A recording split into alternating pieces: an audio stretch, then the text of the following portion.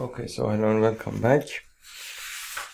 So in this video, in the following few videos, we will talk about transistors. And basically, to understand transistors, you need to understand diodes, of course. So I'm going to talk a little bit about diodes. I cannot, of course, cover everything about diodes because that would require at least 3-4 hours of videos to learn how to do different types of calculations and everything in diodes. But then I will give you enough information about diodes so that you can start with transistors, and then if it's required, then later we will do a couple of videos about diodes as well. So basically when you talk about diodes and transistors, there is you're basically talking about semiconductors. And basically you're talking about semiconductors, and when you're talking about semiconductors, you're talking about basically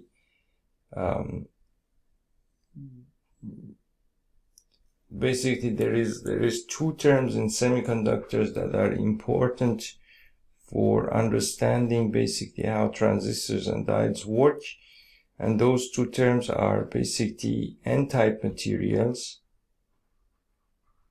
the n-type material, and there is also something called the p-type material. So if you understand these two, then it's easy to understand. It's easy to understand how a diode works, and then based on that, you will be able to understand the transistor. So basically, an n-type material is the kind of material where in which basically the majority charge carriers are electrons. So here the charge carriers are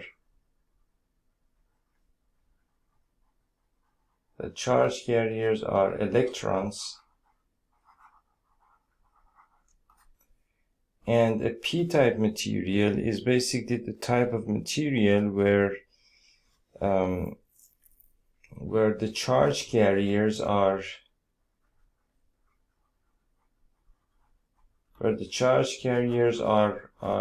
called holes, and I'll tell you what I mean by holes. So about electrons and holes, basically you need to understand, of course, the basic model of an atom. So basically in an atom you have a nucleus, you have basically all of these shells where these electrons are supposed to be going around the nucleus of the atom, and so that's basically the model that we use for visualizing an atom basically. And of course you know that basically in this atom there is all of these electrons over here, depending on the number of electrons that you have on these basically in these shells. Then you have different number of electrons on the basically on the outermost shell of the electron of the outermost shell of the atom. And the outermost shell is of course also called the valence shell, meaning that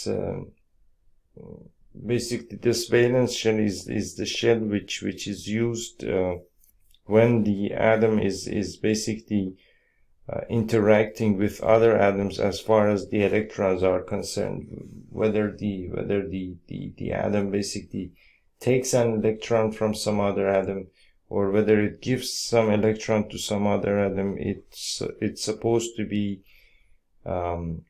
happening in the valence shell. That's basically what we how we visualize and how we think about atoms, basically, right? So now there are basically some atoms in which the electrons in the valence shell are freely moving between this atom and the atom next to that and the atom next to that, and so on and so forth. And so these electrons can move between different atoms, and so the movement of these electrons between these atoms basically constitutes the flow of electric current, right? So that's basically the n-type material, where the charge carriers are these electrons, and we usually use, for example, the silicon atom or the germanium atom in order to do this sort of thing, basically.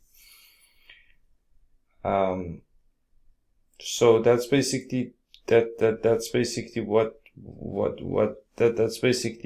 everything that you need to know about the charge carriers, electrons and atoms, and the n-type material, right? Now, of course, you know that basically an atom, when there is basically a positive ion, and there is something also called a negative ion. So if this atom basically takes an electron from some other atom, what happens is that some electron comes from outside and comes over here in the valence shell. And now the atom has basically one electron more than it's supposed to have, and so now it becomes basically negatively charged. So now that it's become negatively charged, it's basically it's called a negative ion, right? It is called a negative ion because it has one electron more than the number of electrons that it's supposed to have. On the other hand, you can also imagine that one of these electrons is taken away from this atom, and then instead of the electron you will have something which is technically called a hole, right? So imagine that this electron was not there, and instead of that you would have a hole. A hole is basically what happens when the atom basically loses an electron, and therefore it becomes a positive ion. It becomes positively charged, and then this hole is basically what can be used in order for basically some other electron to come in and fill this hole, and then the same electron can go to some other hole in the next atom, and to the next atom, and some other hole in the next atom, and so on and so forth. And basically the existence of this hole, which is essentially the absence of some electron, is what constitutes the flow of electric current. So basically that's what a hole is, and that's basically what these electrons are. And so depending on the type of material, depending on the way that the semiconductor has been created, or it's been basically they do some specific kind of thing called doping on these semiconductors. Depending on that, the semiconductor either becomes an n-type material or p-type material. In the n-type material, the electron is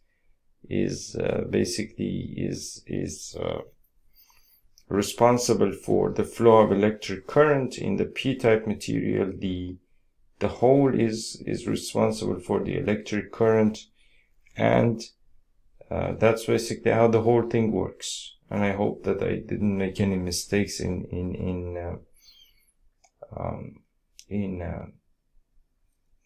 talking about all of this. Now,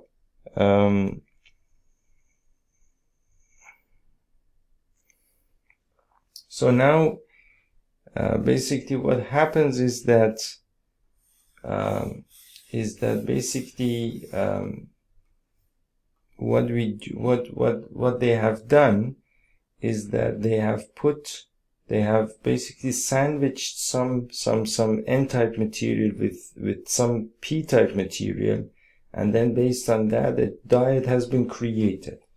So a diode is basically nothing but basically some N-type material with some P-type material sandwiched together in this manner, and then based on that you have basically a diode which is basically the N-type material becomes essentially the cathode of the diode, and the P-type material becomes the anode of the diode. So this is called the cathode of the diode, which is the N-type material. This is called the anode of the diode, which is the P-type material. Now the diode, what it does is basically like an electrical switch. You can imagine that it of course it does many kinds of different things, or you can use it for different types of applications or purposes. But one thing that it does is that this diode can be forward biased. This diode can be forward biased, or it can be reverse biased. Now there is basically these two things that you can do with the diode. So a forward biased diode is this type of situation, meaning that, for example, you have a power supply like this. This is your positive, this is your negative. If you give your positive pole of the power supply to the anode of your diode, and then the cathode goes to the negative pole of the power supply, this is called a forward biased.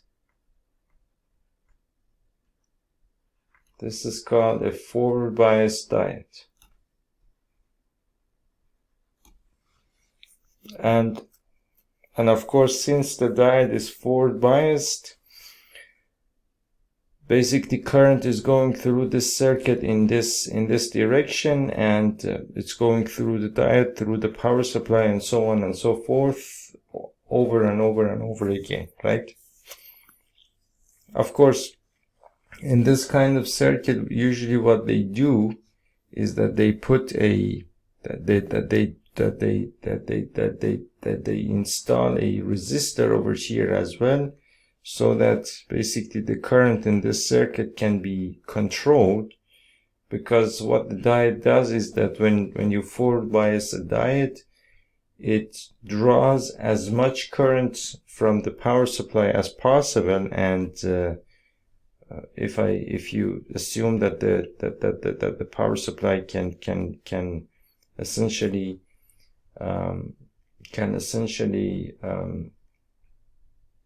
supply infinite current and send it through the diode over and over again, the diode will essentially burn. So then if you put a resistor over here, you can limit the current going through the circuit, and then the diode will not be able to draw basically more current than is allowed for the diode, basically, right? So this is a forward biased diode.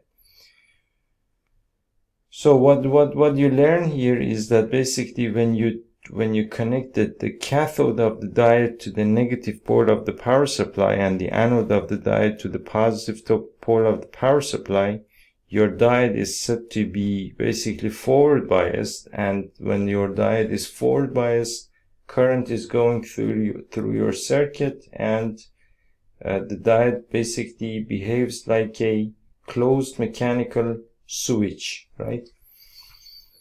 On the other hand, you can have a reverse bias diode. A reverse bias diode is basically essentially the same situation. I put the resistor over here as well so that I can basically limit the current. And then if I connect the negative pole of the power supply to the anode of the diode, and then the cathode to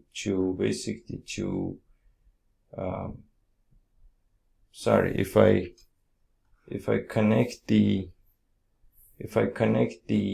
cathode to the positive and the anode to the negative, then the diode is reverse biased, right? Then the diode is reverse biased.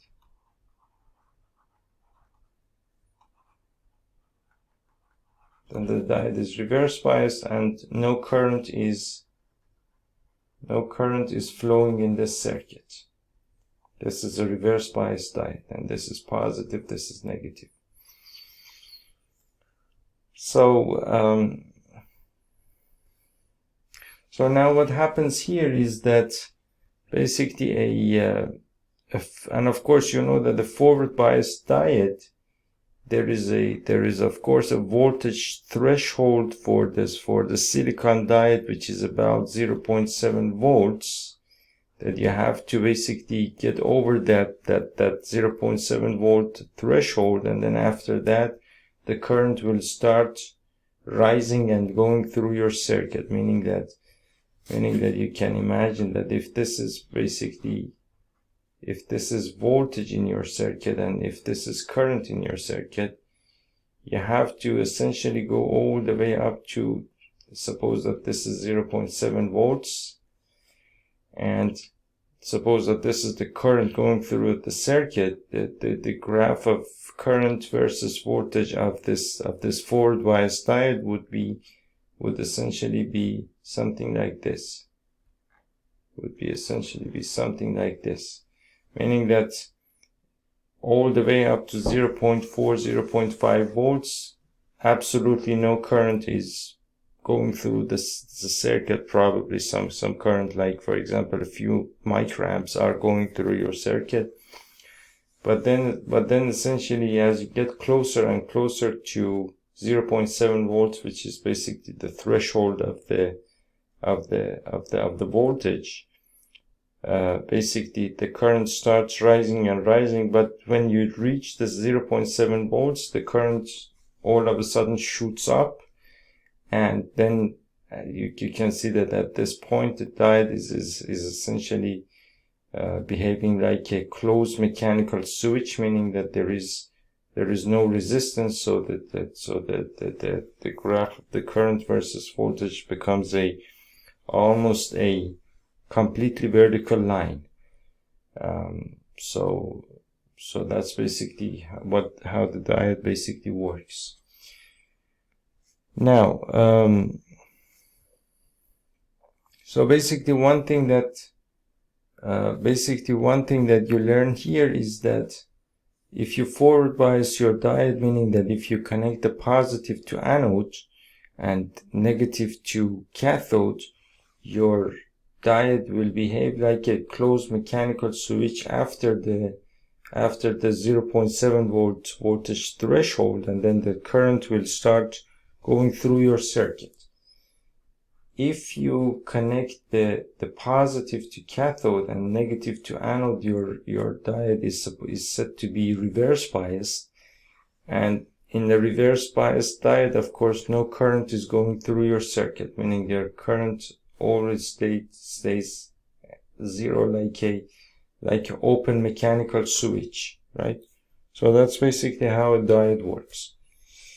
Now, what they have done is that they have put together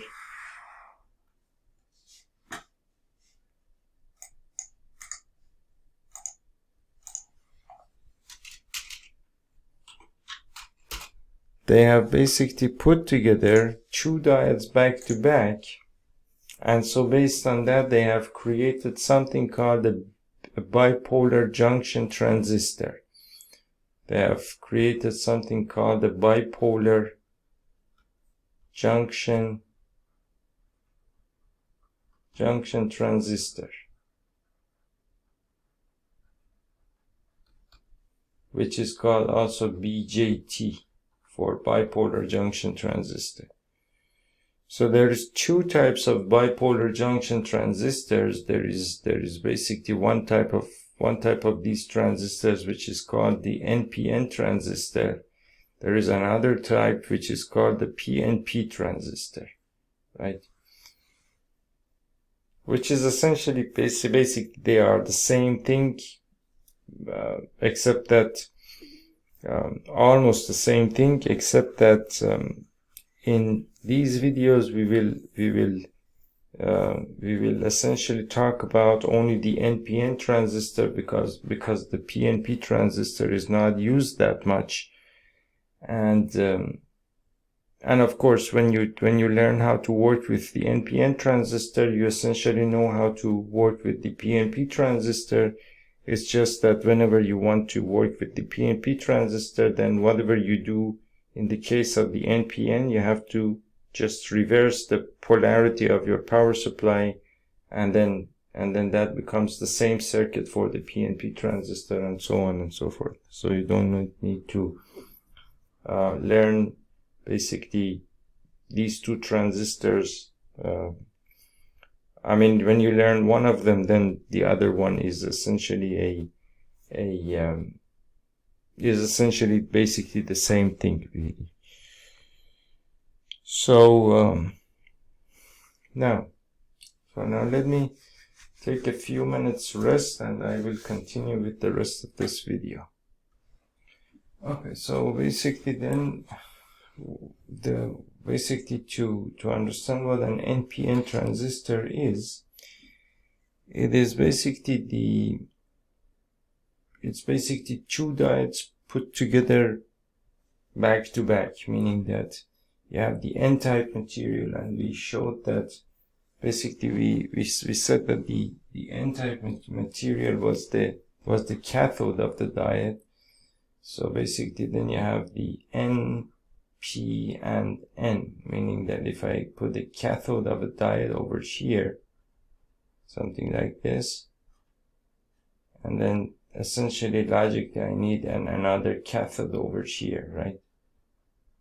So this is the cathode of the diode, and then if I put them back together here, so then over here I will have the N-type material, over here I have the N-type material, and then over here I have the P-type material.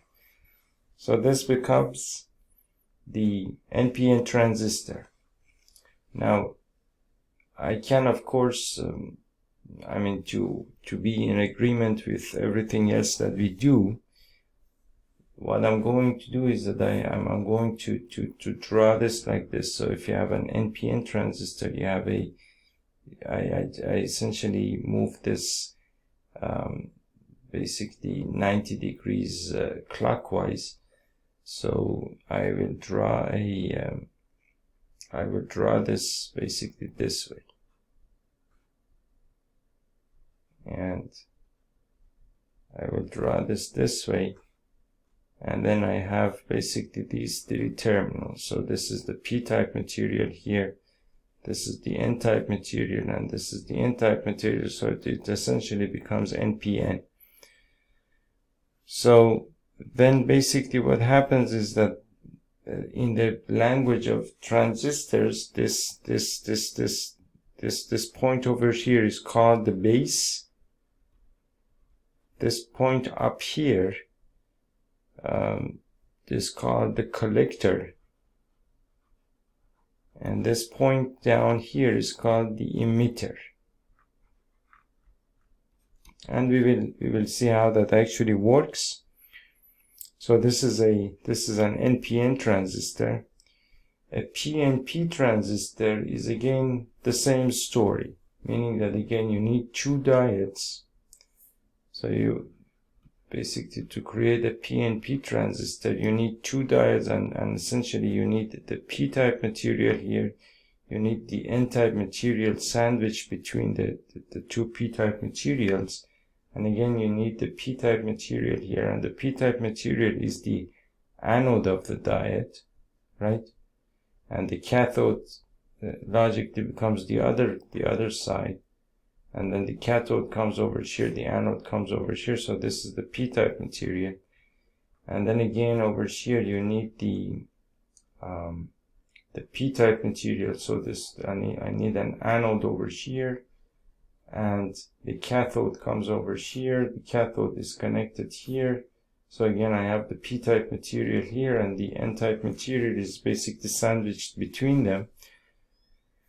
Now if you basically draw this, if I rotate this basically 90 degrees clockwise or counterclockwise, it doesn't really matter whether you rotate it clockwise or counterclockwise. You will have a diode over here like this, and another diode over here like this, and you will have 3 terminals over here.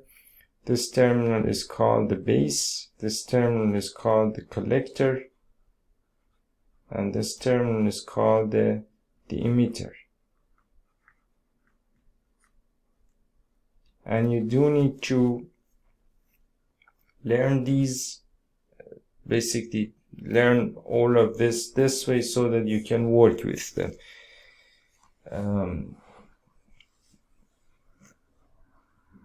And what you need to understand here is basically the concept of basically a diode being forward biased and reverse biased. That you also need to understand, meaning that when you have a diode, and of course I'm not going to draw the resistor here, but when you connect the positive to the anode of the diode, and then the cathode goes to negative, this is forward biased,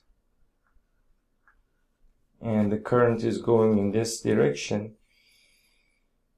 And then when you have basically when you have a power supply, if this is connected to the cathode of the diode and then the anode goes over here, basically you have reverse biased your diode. This is the reverse biased diode, and there is no current here. Current is not flowing here. So this is these two, basically these two, you need to understand them, and you need to understand basically what a PNP and an NPN transistor basically did. Schematically, basically you put two diodes back to back in order to create them, right?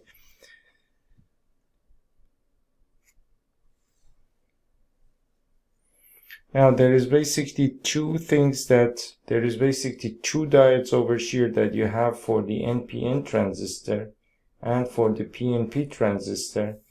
This is the base collector. This over here you can call it the base collector diode. This diode over here you can call it the base emitter diode.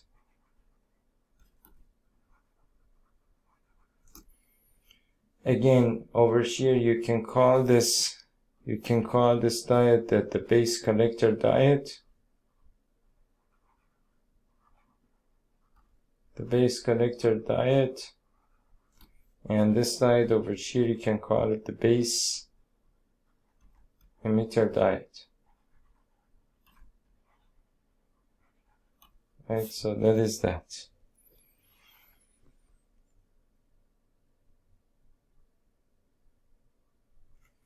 So these are important things that you need to be able to draw on a piece of paper on your own. Otherwise, when you want to draw a circuit, then you will have problems. One thing that you need to also learn here is basically the schematic of this was an NPN transistor, right? So the schematic of an NPN transistor, the same thing that we have drawn here, I can draw it like this. And yeah, and you need to pay attention to this arrow over here, which is pointing outwards, right?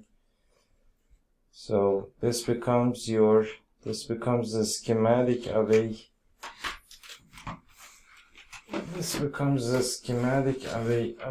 NPN transistor.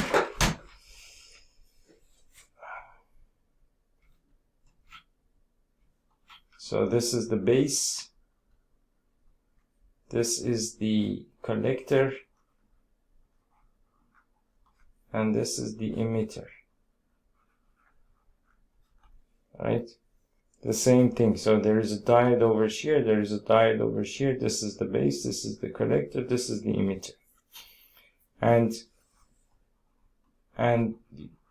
please pay attention to the fact that in the case of an NPN diode, the direction of this arrow is basically outwards, right? In the case of a PNP transistor, what happens is that basically I can again do the same thing, except that in this case, that arrow is basically points inwards. That arrow points inwards. This becomes your collector. This becomes your emitter. And this becomes your base. And this is a PNP transistor, right? So,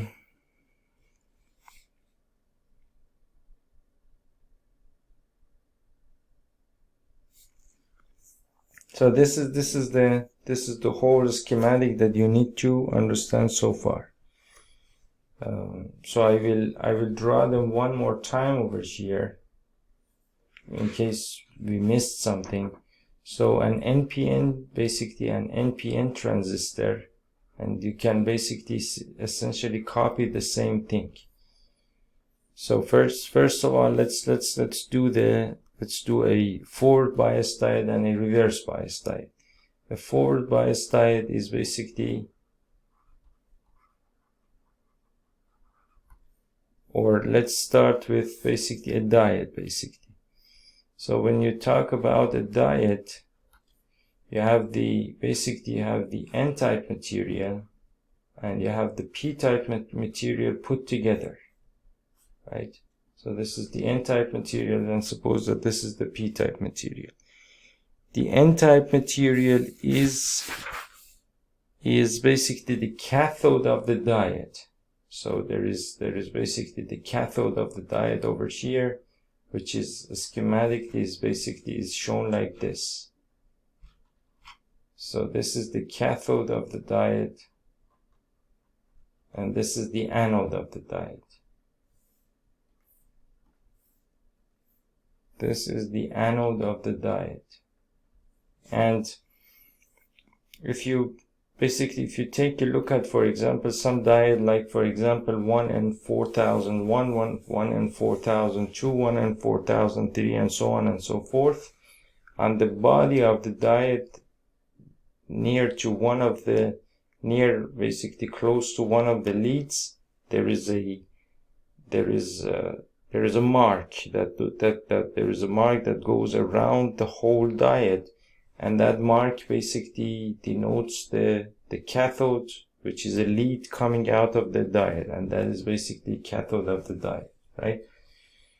And that is basically essentially the N-type material, and that's the schematic of the diode, and that's basically how you draw the schematic of a diode, and that's basically how it's drawn, right? Now a diode can be reverse biased, it can be forward biased. If you forward bias a diode, basically it would look like this. So if you forward bias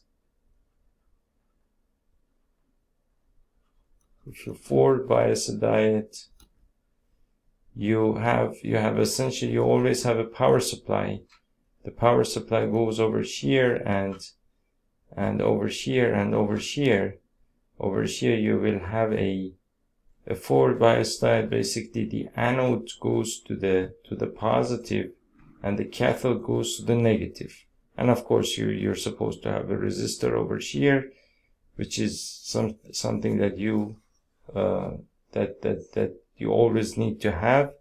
This is positive. Positive is connected to the anode of the diode, and now in this situation, I is the current, or I is flowing through your circuit. So this is a forward bias diode. In the case of a reverse bias diode,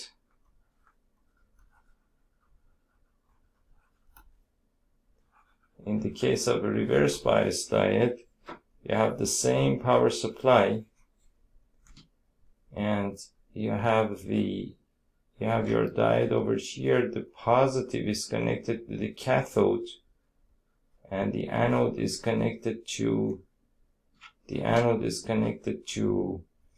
negative. So this is negative and this is positive, and of course you already have the resistor over here. But it doesn't really matter whether you have the resistor or not, because there is no current flowing in your circuit.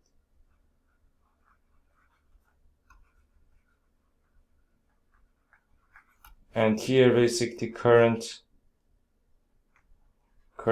is actually flowing in your circuit.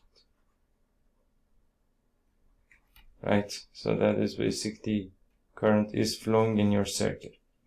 That's a forward bias diode, and that's a reverse bias diode. Now, after that, we talked about transistors. We talked about basically two types of transistors. We said that basically there is the bipolar junction transistor.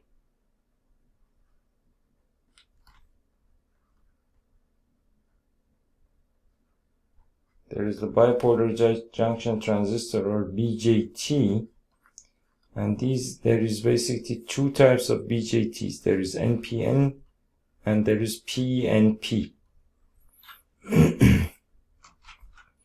An NPN transistor is basically N-type material, again N-type material, and the P-type material is sandwiched between them, meaning that you will get the cathode over here, and basically the anode, and then again the anode, and then again a cathode, and then so on and so forth. And then you have this becomes your base, this becomes your collector, and this becomes called the emitter. This is called the emitter of the diode. So this is basically N-type material, this is N-type material, this is P-type material, and therefore the whole transistor is called NPN, right? On the other hand, the same transistor, the schematic for the same transistor is of course always drawn like this. This is your base, this is your collector, and this is your emitter. This is an NPN transistor. And you know that it's an NPN transistor because this arrow is towards outside of the transistor, right? Now, on the other hand, we talked about the PNP transistors.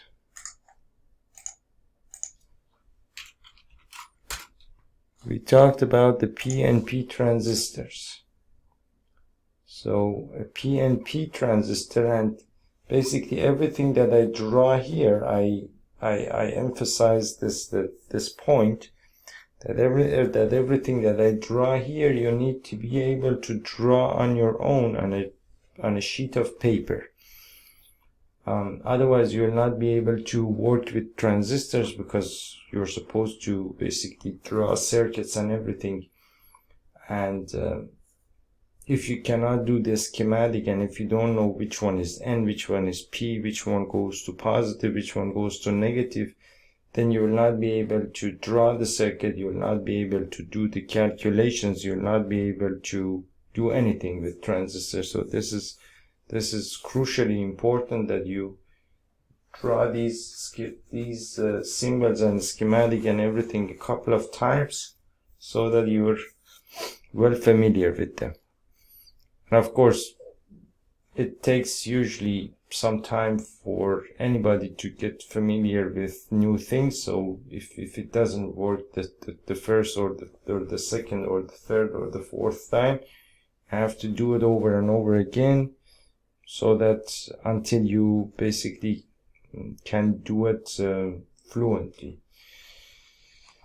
So a PNP transistor, you can see that it's of course something logical, meaning that you have a P over here, a P over here, and N is sandwiched between them. So that means that basically you have the P-type material here, and the P-type material is basically the anode of the diode. So the anode is basically over here, and so this is the P-type material, this is the N-type material, and then again we have a cathode over here, and then this becomes this is the N-type material, and this is the P-type material. And so this becomes your base, this becomes your collector, and this becomes your emitter.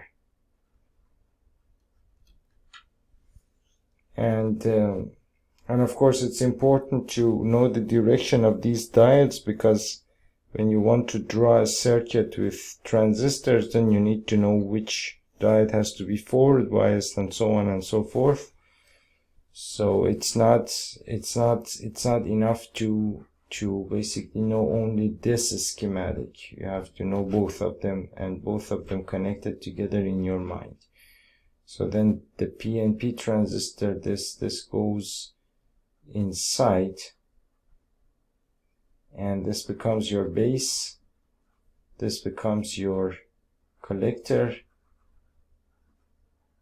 and this becomes your emitter, right? That's a PNP transistor. And so in all of these transistors, whether you're working with an NPN or PNP, there is always two diodes. One of the diodes is the base collector diode, which is this one, and the other one is the base emitter diode, which is basically this diode over here. So if you understand basically this much about transistors, then we can basically start basically doing some calculation and creating some circuit based on these two transistors, and that we will do in the next video. Thank you.